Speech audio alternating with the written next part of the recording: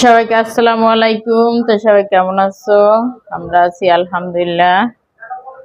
এই হচ্ছে আমার বাসার পরিবেশ।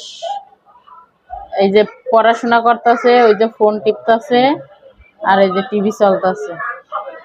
তাই কোন কোয়ালিটির পড়াশোনা চলতেছে আমি নিজেও বুঝতে পারতাছি না। যাই হোক, বহুত ঝাই ঝামেলার মধ্য দিয়ে আজকে চলে গেছি বাজারে। অবস্থা খুবই খারাপ, যতই খারাপ হোক কিছুই করার নাই। ঘরে চাল ডাল তেল সাবান শ্যাম্পু মানে ইত্যাদি যত বাজার আছে কিচ্ছু নাই। পুরা চালের ড্রাম এই যে একবারে ফাঁকা, একেবারে ফাঁকা। এই কারণে বাজার আনলাম, নিয়ে আসলাম যাইয়া। হাজবেন্ড গেছিল সাথে, কিচ্ছু করার নাই। এত পরিমাণে কষ্ট হইছে, তারপরও গেছি। আর আমার জীবনের মানে প্রথম, আমার সংসার বয়সে প্রথম এই যে আমার ফ্রিজ ফাঁকা, একেবারে কিচ্ছু নাই। উপরে বিরিয়ানির মশলা এরকম বক্সে এনে রেখে দিয়েছি, আর আদা রসুনের বক্স আছে। একবারে সম্পূর্ণ ফ্রিজ ফাঁকা। ফ্রিজটা অনেক কষ্ট করে পরিষ্কার করছি, অবশ্য আমি করি নাই, আমার যে মেহমান আসছে সে পরিষ্কার করে দিছে। দেখি নিচের ফ্রিজেও কিছু নাই, নিচেও কিছু নাই, নর্মালি একটু খেজুর আছে, আর কিছু নাই।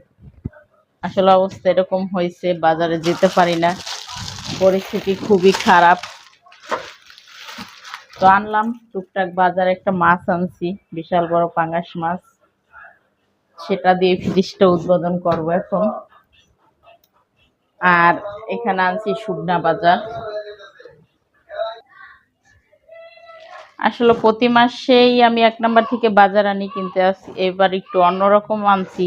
অন্যরকম বলতে, যেমন হুইল পাউডার আনছি 2 কেজি। হুইল পাউডার আনছি 2 কেজি, প্রতি মাসে আনি 1 কেজি। আসলে এই মাসে আমাদের একটু সমস্যা চলতেছে, এই কারণে আমি বাজারও বেশি করছি। আর সেই দুঃখে আমার হাজবেন্ড ওই যে কাত হয়ে রয়েছে। তোষক যে উঠাইয়া মানে ভাঁজ করে যে নিয়ে রাখবো খাড়ের নিচে, সেই ক্ষমতা নেই। এরকম পরিবেশ আমার, মানে এরকম পরিস্থিতি, এত ব্যথা। এই কারণে এইভাবেই রেখে দিয়েছি। আবার রাত হলে বিছনা করে দিই। চালও আনছি 2 বস্তা 25 কেজি। এ মাসে অসুস্থ হলাম, ডাক্তারে টাকা দিলাম, হাত টানাটানি সমস্যা, এ কারণে ধার করে টাকা নিয়ে যেয়ে বাজার করে নিয়ে এসেছি। আসলে আমি কাজটা ঠিক করছি কিনা আপনারা অবশ্যই কমেন্টে জানাবেন। আমার আবার অতিরিক্ত রাগ চাতলে তখন বাজারঘাট না করলে মেজাজ খারাপ হয়ে যায়, ঘরে বাজার না থাকলে। আর সবকিছুই আনছি যা যা প্রয়োজন, আটা থেকে শুরু করে সাবান শ্যাম্পু পর্যন্ত। অবশ্য একটা জিনিস অতিরিক্ত কিনছি, এই যে হোয়াইট টার্ন পাউডার, এটা আমি কখনো ইউজ করি না। তা ভাবলাম যে একটা নেই, সবাই তো ব্যবহার করে, এ কারণে একটা আনলাম। তো আমি এখন সবগুলা সুন্দরভাবে গুছাইয়া রাখবো, কারণ আমি এইগুলো এইভাবে বস্তা ধরে রাখবো না। এই যে এগুলো এইভাবে বস্তা ধরে রাখবো না, আমি সুন্দর করে আমার সব কিছু রাখার জন্য আলাদা আলাদা ডিব্বা আছে, সবকিছু রাখবো। চাল রাখার জন্য আমার ড্রাম আছে, সবকিছু আছে। আমি এখন সবকিছু সুন্দরভাবে গোছায় রাখবো।